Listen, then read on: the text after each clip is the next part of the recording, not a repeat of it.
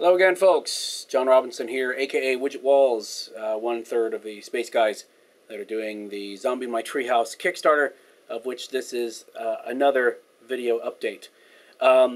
Very briefly, I want to say thank you. We've passed the 5.5K mark, and we are marching towards. We've still got a week left, so this is quite doable. And we've added some mind-blowing new readers that just make me go, what? We've got Case St. Ange is on board. We've got Peter Serafinowicz on board. We've got Mark and Emily Volman on board. And Mark Volman of the Turtles and the Mothers of Invention, i.e. Frank Zappa's band. It's crazy. So anyway, that's all craziness. Also, Mike Nelson is on board as well. So it's all mad. Also, I was talking to Ken earlier, and out of his fevered brain came a new $49 reward level. And all I'll say is, if you're a fan of Ken's and a fan of a certain impersonation that he does, you might want to check it out. And I'll go ahead and tell you that we have an agreement between the two of us that if a certain number of those go, then my own fevered brain has something that I could offer along those same lines. Let's leave it at that. No spoilers. Now, the main thing that I wanted to shoot a video for is that it occurred to me that there may be some folks. Now, some folks are familiar with the book, or they've seen the snippets, or they, I mean, Ken's grandparents read it, and Len went through it with his kids. But just a straightforward, what is the book? A lot of folks may, I mean, like me, I would support something if I knew what it was. So just to be clear on what it is, I thought, well, it would be great if we could get, a reading of it. But we got all these readers, but we can't unlock them. Only you have the power to unlock them. That's the way the game is played. Now I know we've unlocked 2 so far, but those are going on the iBook. Those are special. But it occurs to me, I myself, not special, not a celebrity, not locked. So I can therefore offer up a reading of the book for those of you who aren't familiar with the book at all. And this will clue you in as to, just give you a taste of much better readings to come. So if you've already read the book, have no interest, feel free to stop the video here and go about your day, have a lovely cup of coffee, and think of me. Otherwise, if you don't know what the story of There's a Zombie in My Treehouse is, then maybe this will help you out. So I hope you enjoy it. Me reading, Ken and my words, Len's art. Here we go. This should be interesting. Life on Cameron Lane was as normal could be. There were normal houses, and normal families, and normal cars in normal garages, with normal trees in all the normal yards.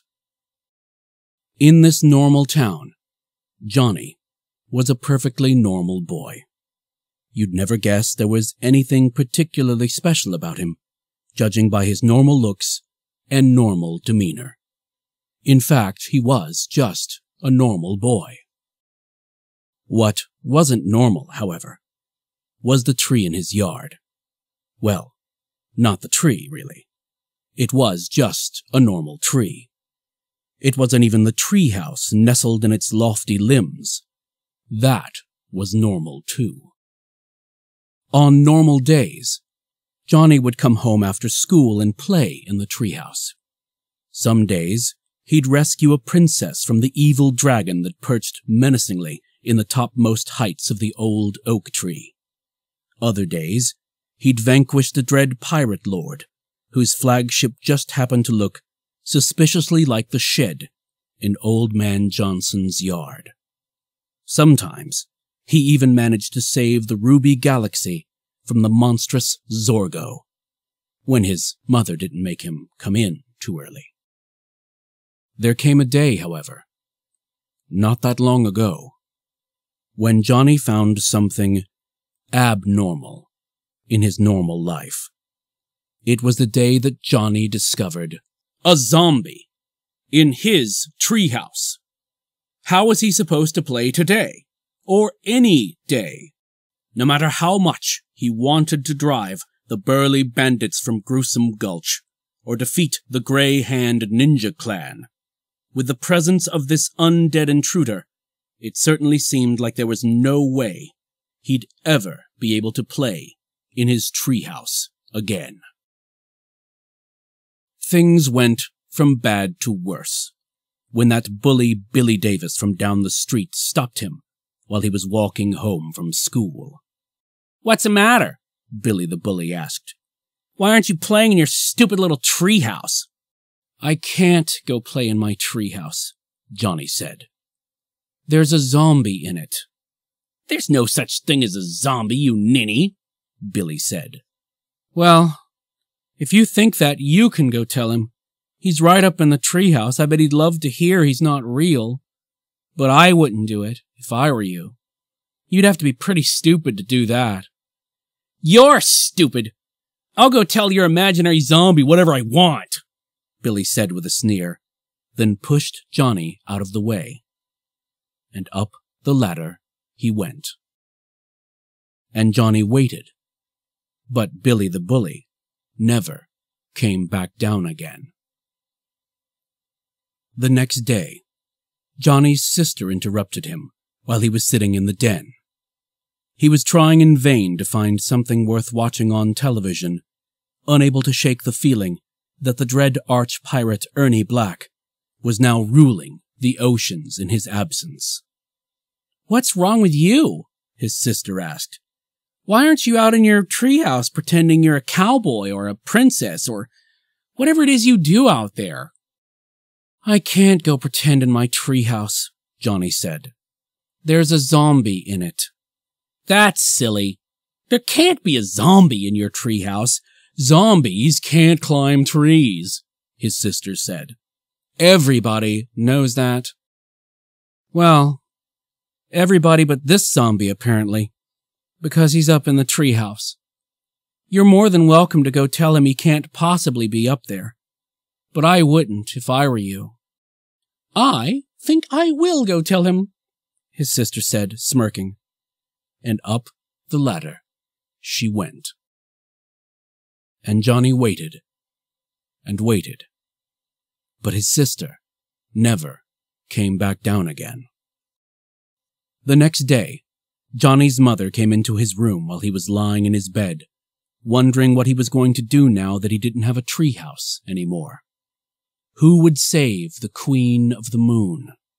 "What's wrong, Johnny?" his mother asked. "Why aren't you up in your treehouse having an adventure as a secret agent or something?" "I can't go have any more adventures in my treehouse," Johnny said.